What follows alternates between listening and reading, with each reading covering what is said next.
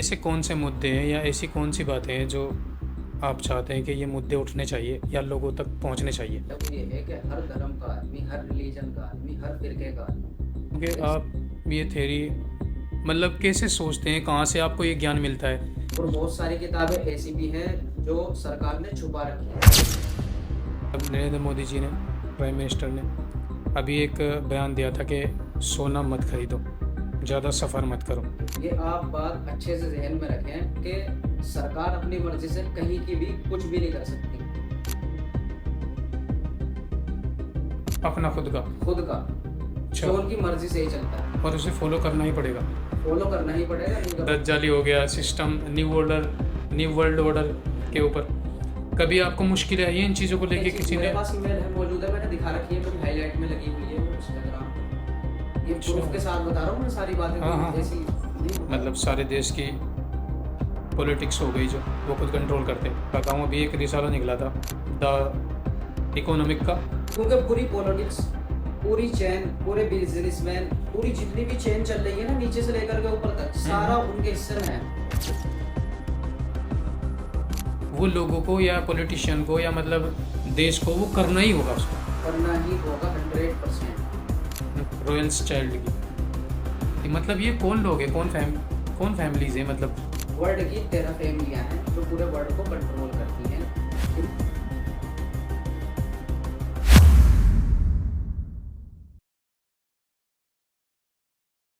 अच्छा माज भाई, मैं आपसे सबसे पहले सवाल करना चाहूँगा। आपकी जो बायो में लिखा हुआ है, बोलता हूँ जो ज़रूरी है, ऐसे कौन से मुद्दे हैं या ऐसी कौन सी बातें हैं जो आप चाहते हैं कि ये मुद्दे उठने चाहिए या लोगों तक पहुँचने चाहिए?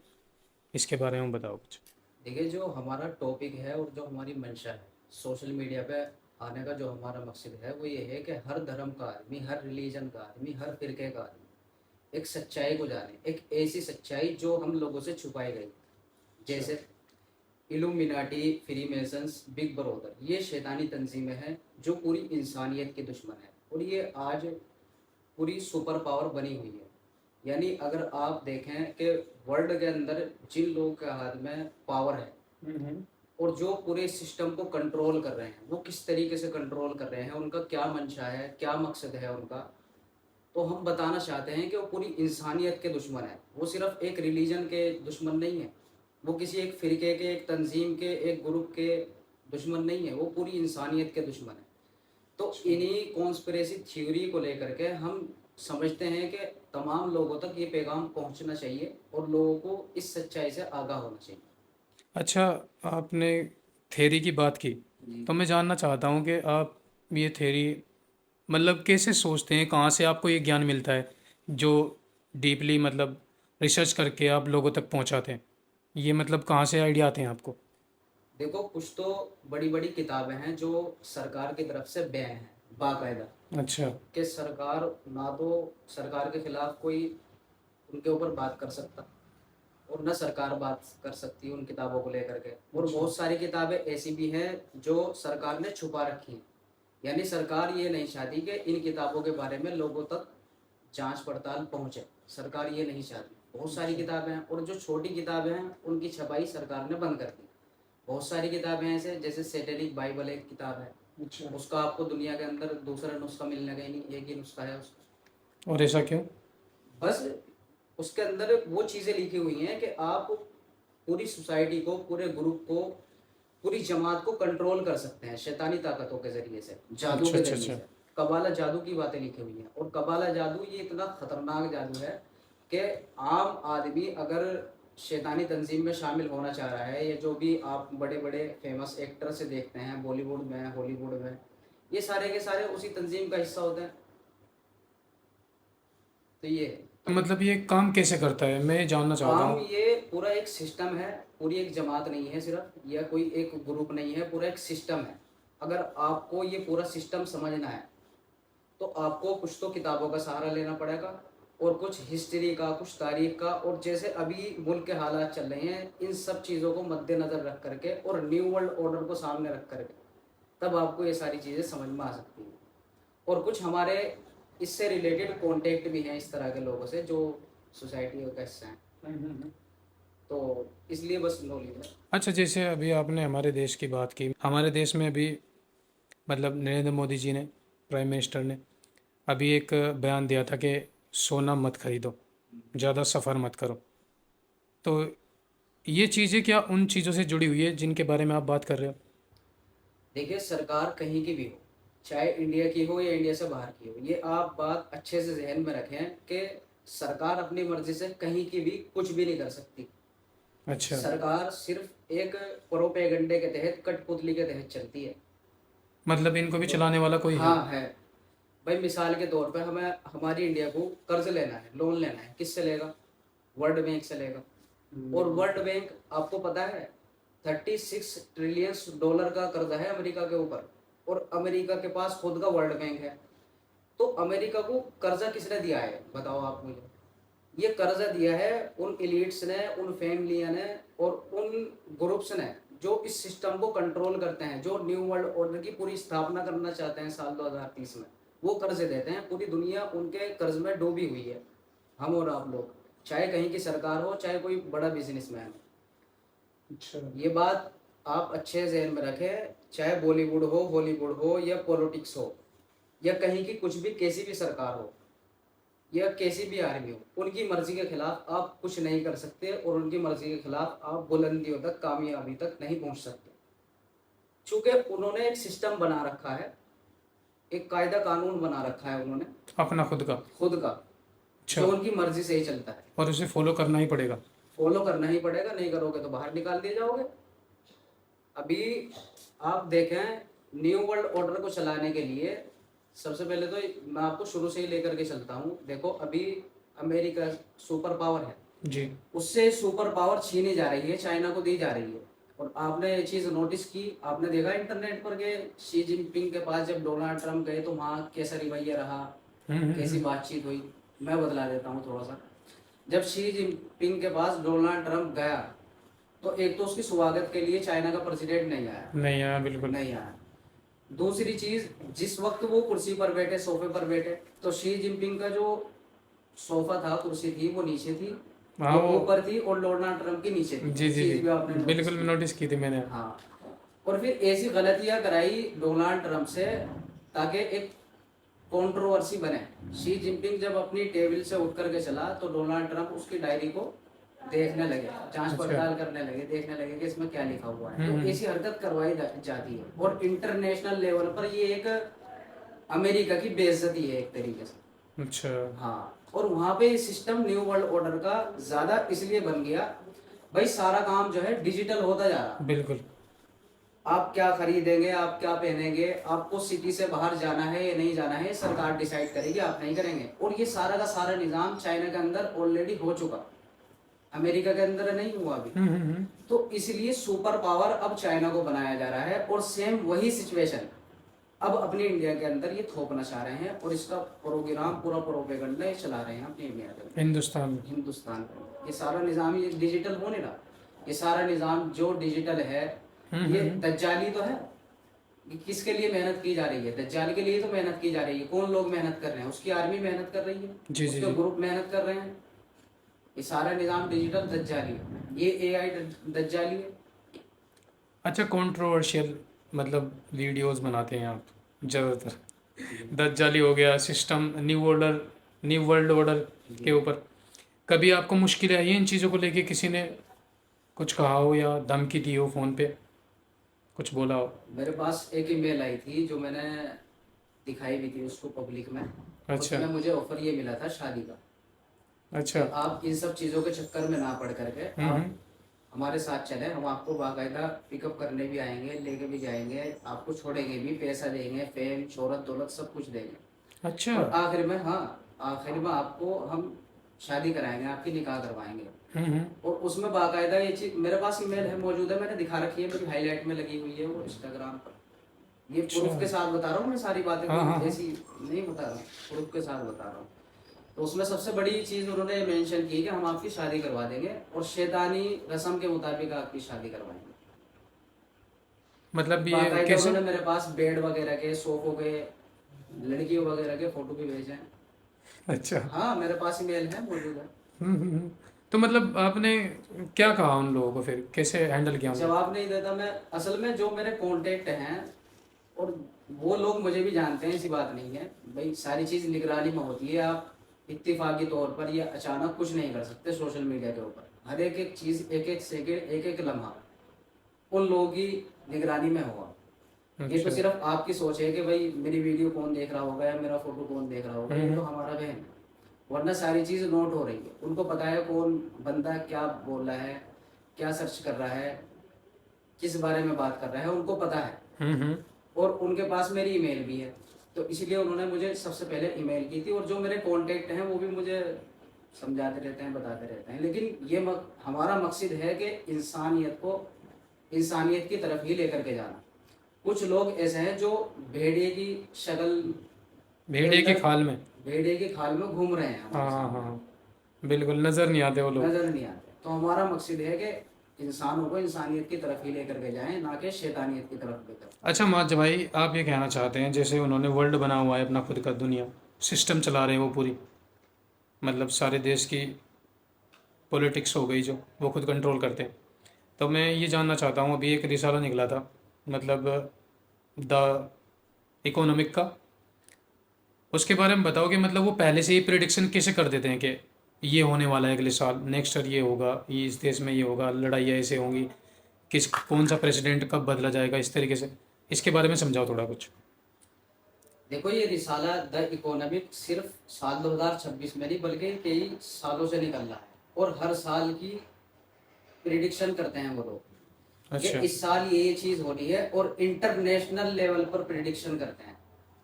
बड़ी बड़ी जो चीज़ें होंगी वो बाकायदा पहले बतला देते हैं, और सिम्पसन एक कार्टून है उसमें दिखा भी देते हैं। अच्छा, एक सवाल ये है कि भाई ये सारी चीज़ें होती कैसे हैं? बिल्कुल, यही तो जानना चाहते हैं हम भी। ये सारी चीज़ें होती कैसे हैं कि भाई एक चीज़ लिख दी किसी ने या जी। बतला दी, अब वो चीज़ दुनिया में हो रही है, तो ये कैसे हो रही है? तो ये होती इस तरीके से ही होती हैं कि भाई सिस्टम है एक। पूरे साल जो फैमिली ने लिख दिया, जो रोथशाइल्ड फैमिली ने बना दिया कि पूरे साल में ये चीज़ होनी है, तो वो 100% होनी है। क्यों? क्योंकि पूरी पॉलिटिक्स, पूरी चेन, पूरे बिजनेसमैन, पूरी जितनी भी चेन चल रही है ना, नीचे से लेकर के ऊपर तक, सारा उनके हिस्से में है, सारा उनके अंडर में है। इसलिए जो वो हुक्म करेंगे, जो प्रिडिक्शन करेंगे, जो वो बताएंगे, जो वो इस सिस्टम का हिस्सा रखेंगे, वो सारी चीज़ नीचे वाले एलिट्स करेंगे। नीचे वाले लोग, चाहे वो बिजनेसमैन हो, पॉलिटिक्स में हो, कोई भी हो, सबको फॉलो करनी ज़रूरी होगी। अगर कोई फॉलो नहीं करता तो फिर उसका मामला खत्म है। अच्छा, मतलब जो वो पहले से ही प्रिडिक्शन करते हैं, वो लोगों को या पॉलिटिशियन को या मतलब देश को वो करना ही होगा उसको। करना ही होगा 100%। अच्छा। वो एक सिस्टम लेकर के चल रहे हैं अपना, न्यू वर्ल्ड ऑर्डर का। भाई मिसाल के तौर पे मैं अपना एक प्लान बना लूँ, सोच बनाऊँ कि जी मुझे जी। फला जगह पर जाना है जी। और इस रास्ते से जाना है, इस वाहन से जाना है।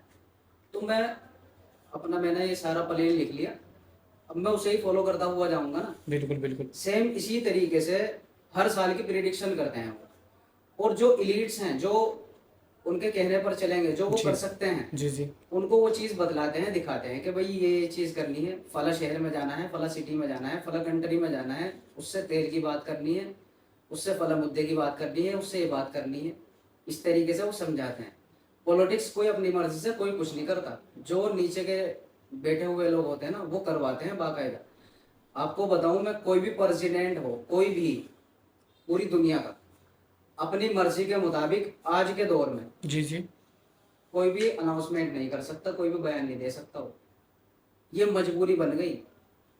क्यों? उन लोगों की साल भर की या 10-20 साल की मेहनत नहीं है, 100 साल पुरानी मेहनत है यहूदियों की।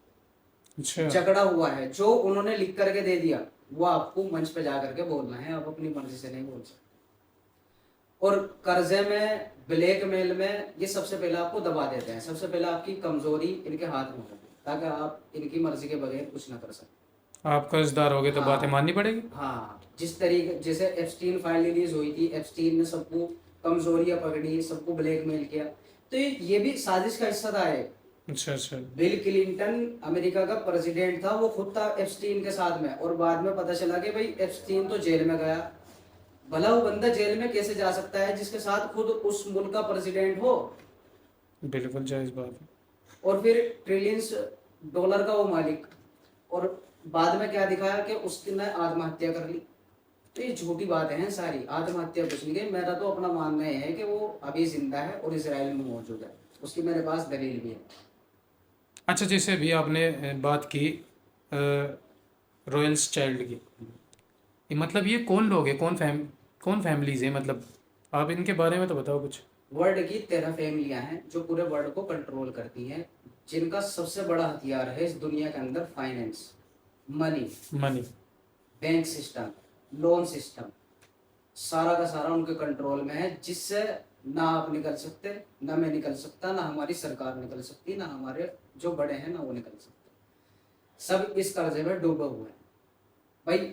हम निकल जाएंगे, अपने कर्जे से निकल जाएंगे। मिसाल के तौर पे हमने पर्सनल लोन लिया था, हम उससे बाहर निकल गए, लेकिन जो हमारी सरकार है उसने तो उनसे बैंक लोन लिया हुआ है, और वो बिल्कुल। कैसे निकलेगी? वो भी नहीं निकल सकते। वो चाहते ही नहीं कि आप लोन से बाहर निकलो, कर्जे से बाहर निकलो, वो भी नहीं चाहते। अगर आप कर्जे से बाहर निकल जाओगे तो फिर आप उनकी कठपुतली कैसे बनोगे? तो वो आपको कर्जे में लाद के रखते हैं इसी वजह से, ताकि आप उनकी हर बात को माने, और जगह जगह से ब्लैकमेल भी करके रखते हैं, हर तरीके से जकड़ के रखते हैं।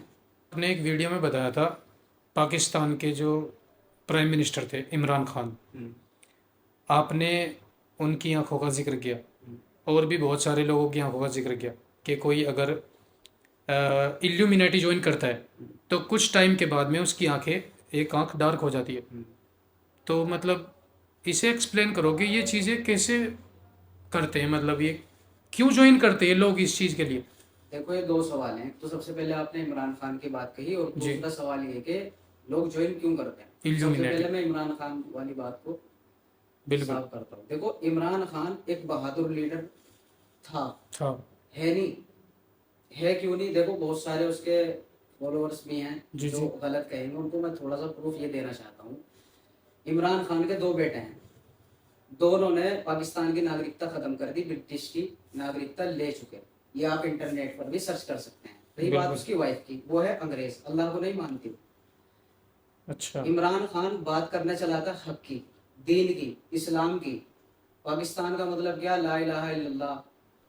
इन सब टॉपिक की वो अपने मुल्क में बात करने चला था, लेकिन उसको ब्लैकमेल करने के लिए, उसके रास्ते को रोकने के लिए, तब जा करके यहूदियों ने और जो ये फैमिलियां काम करती हैं, इन्होंने एक लड़की को पेश किया, फिर उससे इसको आशिकी हुई, तब जा करके ये शादी हुई। और आज भी ये ब्लैकमेल के सिस्टम में जेल के अंदर फंसा हुआ है। अभी मैं देख रहा था कि वहाँ की सरकार ने, वहाँ की कोर्ट ने इसके ऊपर से सारे केस खत्म कर दिए, लेकिन जो दूसरी पार्टी है उन्होंने इसको जबरदस्ती एक तरीके से ब्लैकमेल किया हुआ है, एक तरीके से किडनैप किया हुआ है, ये समझ लिया। अच्छा। लेकिन मैं इन सब चीजों को नहीं मानता। मेरा मानना यह है कि देखो, ये दूसरी जो पावर होती है ना, मुल्क के अंदर दो पॉलिटिक्स है, मिसाल के तौर पे दो नेता हैं, जी। तो दूसरे नेता को ये खड़ा करके रखते हैं कि भाई अगर तूने हमारा ये काम नहीं किया तो दूसरा बंदा भी है, उसके तैयार है। साथ बिल्कुल। पूरी आवाम है, उसके पास बोलने का तरीका है उसका। अच्छा, एक चीज ये भी है यहाँ पर कि इमरान खान को लेकर के ये है कि भाई बहुत बड़ा तबका उसका फैन है। हम्म। तो सबसे पहले मेरा ये सवाल है कि उसका फैन क्यों हो आप? एक वजह बताओ, एक वजह सिर्फ। क्या वो ईमान की बात करता है इसलिए? हक की बात करता है इसलिए? तो बात तो मेरे भाई बहुत लोग करते हैं। सही बात है। इमाम कलबानी, जिनका मैंने एक वीडियो में जिक्र किया था, दोबारा से फिर कर रहा हूँ, मक्का के इमाम, आज पता है वो क्या कर रहे हैं? बॉलीवुड में फिल्म बनाई उन्होंने, हॉलीवुड में, सॉरी, मक्का के इमाम। मक्का के इमाम आदिल अहमद अल कलबानी बॉलीवुड में काम कर चुके हैं। तो आप किसी की वेश को देख करके, किसी के लिबास को देख करके, किसी की लैंग्वेज को देख करके आप उसकी अच्छाई या बुराई का अंदाजा नहीं लगा सकते। हाँ, आप उसके काम से अंदाजा लगा सकते हो। अब काम की मैं मुख्तसर बात बता देता हूँ। लाहौर के अंदर दो हॉस्पिटल बने कैंसर के नाम पर, अच्छा। उसी की सत्ता में, जब इमरान खान की वहाँ पर हुकूमत थी। जी। दो हॉस्पिटल बने कैंसर के नाम पे, लेकिन वहाँ पे आपको पता है क्या होता था? यहूदी, इसराइली पाकिस्तान की अवाम पर एक्सपेरिमेंट किया करते थे दवाइयाँ बनाने का। यानी खुद दवाई बनाई और एक्सपेरिमेंट किस पर कर रहे हैं? पाकिस्तान की अवाम पर, आम आवाम पर। अवाम पर। एक वजह। दूसरी, ये तो एक ही बात बताई मैंने जी जी आपको। दूसरी बात ये है कि सोफिया सिद्दीकी, नाम सुना आपने सोफिया सिद्दीकी? बिल्कुल, मैंने बहुत नाम सुना है उनका, तो वो हाँ। अभी भी जेल में है, जब मैंने उन सुना है। हाँ, मैं ये सोशल मीडिया पे उनकी बात नहीं बता सकता कि उन्होंने अपने मुल्क के लिए क्या क्या किया। जो लोग उनकी चीज़ को समझते हैं और जो लोग उनको जानते हैं, उनको मेरी ये बात अच्छे से समझ में आ जाएगी। इमरान खान ने एक भी मर्तबा उनके हक में आवाज़ नहीं उठाई। वो एक वैज्ञानिक थी ना। बहुत बड़ी वैज्ञानिक थी, और अपने मुल्क के लिए आज वो इतना सब कुछ कर सकती थी कि इसराइल मुंह नहीं उठा सके था। इतनी बड़ी वैज्ञानिक थी। उन्होंने हथियार बना के दिया अपने मुल्क को। खैर ये उनका अपने मुल्क का मसला है, बिल्कुल हमारा सही कोई बात इसमें है। मैटर नहीं है। जी जी। लेकिन चूंकि आपने इमरान खान का जिक्र किया, तो एक इन्फॉर्मेशन के लिए, एक नॉलेज के लिए मैंने आपको बात बताई। बिल्कुल। दूसरी बात, दूसरा सवाल आपने ये किया था कि लोग ज्वाइन क्यों करते हैं। जी देखो, अगर मैं भी अपनी मर्जी से ज्वाइन करना चाहूँ, मिसाल के तौर पे मैं आम बंदा हूँ और मैं ज्वाइन करना चाहता हूँ, तो वो लोग ज्वाइन नहीं करवाएंगे। उनके पास फ्री का पैसा नहीं है, उनके पास फ्री की कोई चीज़ नहीं है। वो देखते हैं अपना मतलब, इस अच्छा। बंदे से हमारा मतलब पूरा होगा या नहीं होगा। ये बाद में डिसाइड करते हैं कि इसको ज्वाइन करना है या नहीं करना है। अगर आप बिना ज्वाइन हुए उनका काम करते हो तो उनको ज्वाइन करने की ज़रूरत नहीं है। सही बात है, बिल्कुल। मिसाल के तौर पे आप पॉलिटिक्स में हैं, आप जी जी। विधायक हैं। अब उनको एक कोई कानून पास करवाना है, कोई किसी जगह को तोड़वाना है, कुछ भी करवाना है मिसाल के तौर पे, अब हम्म। आपने उनकी बात मान ली, तो वो आपको ज्वाइन क्यों करवाएंगे। आप तो ऑलरेडी उनके प्रोपेगेंडे का हिस्सा हो गए ना, उनके बिल- सिस्टम का हिस्सा हो गए, वो बिल्कुल तो सही ज्वाइन नहीं बात है। करवाएंगे आपको। हम्म अच्छा, एक सवाल ये भी है कि भाई मैं ज्वाइन ही करना चाहता हूँ, मैं ज्वाइन कैसे करूँ। तो हम्म। भाई ज्वाइन नहीं होता कोई भी बंदा, अपनी मर्जी से कोई ज्वाइन नहीं कर सकता। वो लोग खुद आपको डिसाइड करते हैं, ना कि आप लोग उनको डिसाइड करते हैं। और ये चीज़ गलत है, हमें उनके पास जाना भी नहीं चाहिए, हमें ऐसी कल्पना करनी भी नहीं चाहिए, और ना हमें ऐसा सोचना चाहिए कि हम उन लोगों के साथ शामिल हों। हम ऐसे लोगों के साथ शामिल क्यों होंगे भला, जो इंसानियत के दुश्मन है, जो बच्चों के दुश्मन है, जो माँ बाप के दुश्मन है, जो ऐसा रिश्ते सिखाते हैं कि भाई बहन कुछ नहीं होती, भाई कुछ नहीं होता। अच्छा। इनकी बलियां दिलवाते हैं, गंदे काम करवाते हैं, हर वो घिनौना काम करवाते हैं जो इंसानियत के खिलाफ है, जो हर धर्म के खिलाफ है, जो इंसानी सोच के खिलाफ है, हर वो काम करवाते हैं। तो हम उन लोगों के पास जाएंगे क्यों। हाँ, इंसान के जहन में ये बात आ जाती है कि भाई वहाँ फेम मिलेगा, पैसा मिलेगा, शोहरत मिलेगी, दौलत मिलेगी, ये सारी चीज़ें मिलेगी। तो ये हकीकत है, मिलती है। लेकिन इन सब चीज़ों के बदले में आपको पता है क्या देना पड़ता है। सोल, जिंदगी, सुकून। सबसे मेन चीज़ जो है ना इंसान की, सुकून है। बिल्कुल हकीकत बात है। हकीकत बता रहा हूँ, सुकून है। ये बहुत सारे लोग कहते हैं कि भाई पैसा मिल जाए तो सुकून ऑटोमेटिक आ जाता है, ये चीज़ नहीं है। बहुत सारे करोड़पति हैं, अरबपति हैं जो डिप्रेशन में खत्म हो गए, हार्ट अटैक में खत्म हो गए, नींद ही नहीं आती। बहुत सारे ऐसे भी हैं, बिल्कुल बिल्कुल नींद की गोली खा के सोते हैं, करोड़पति बहुत सारे ऐसे भी हैं। बिल्कुल बिल्कुल।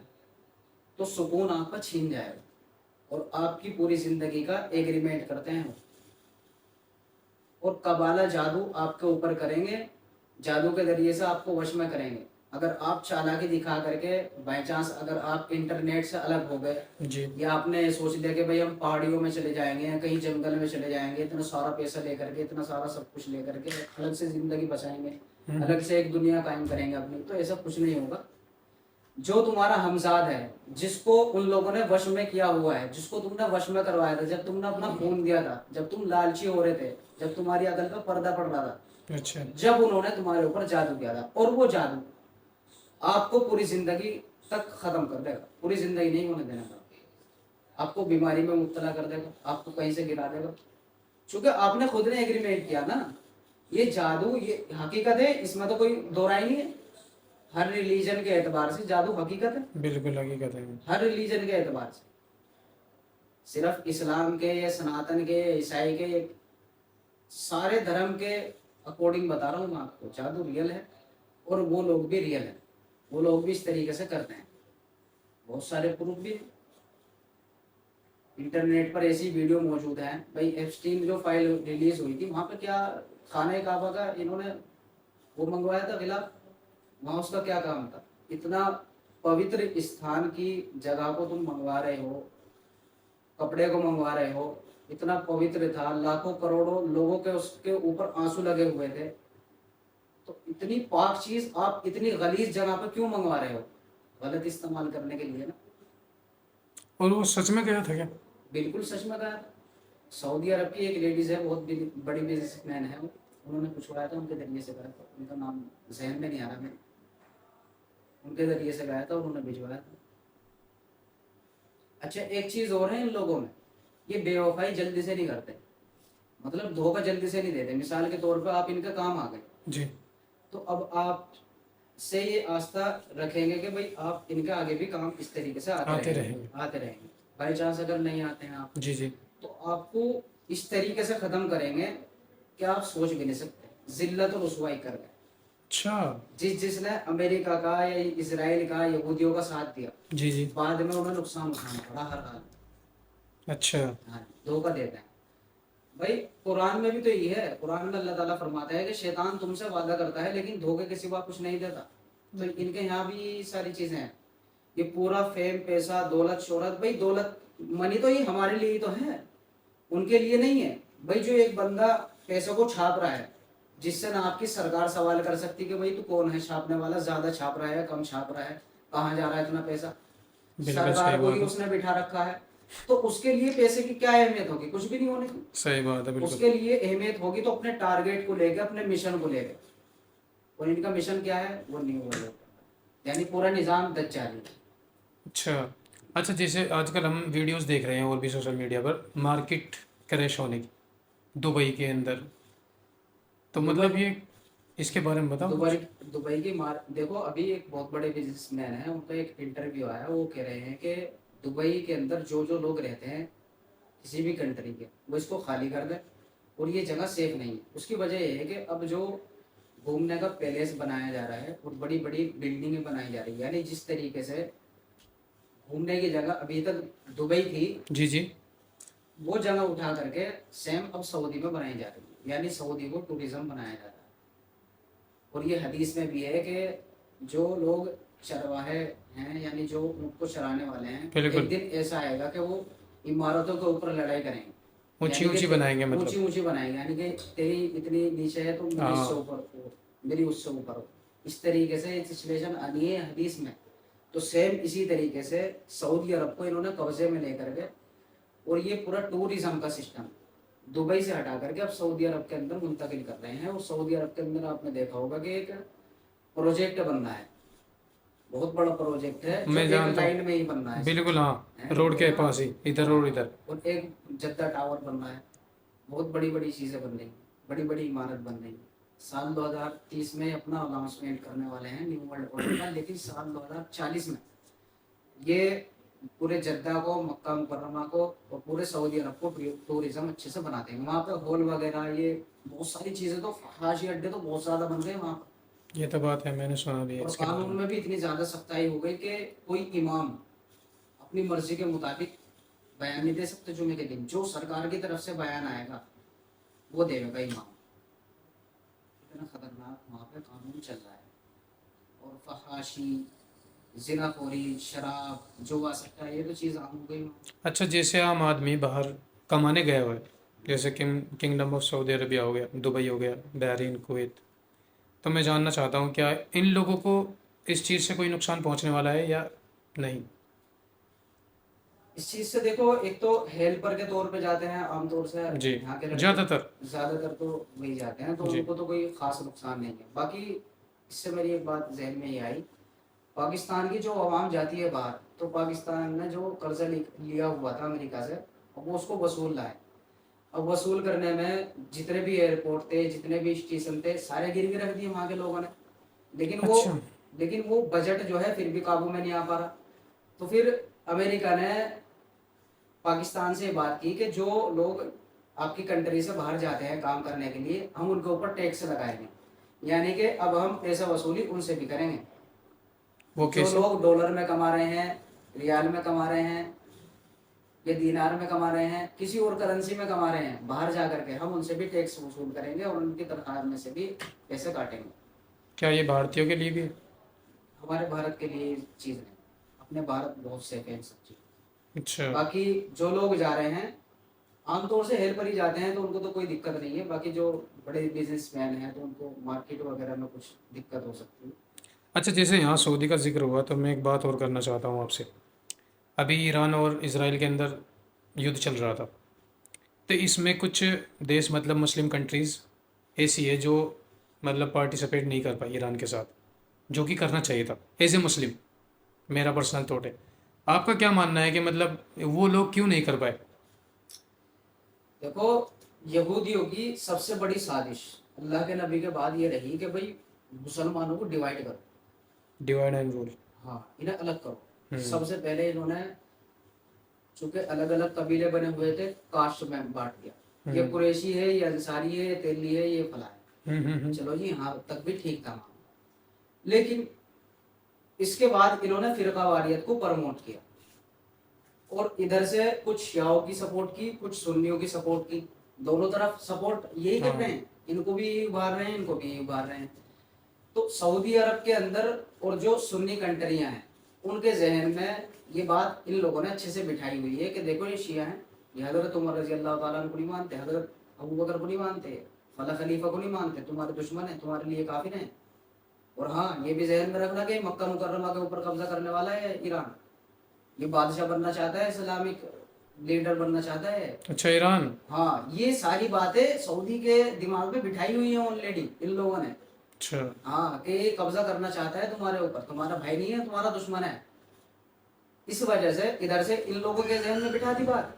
अब इधर से मैं आपको ईरान की बात बता दूं। ईरान में भी देखो, अभी जैसे ये लड़ाई चली है, जंग चली है, तो हमारे सामने ईरान की बातें आई। उससे बिल्कुल। पहले मैं आपको बताऊं, सुन्नियों की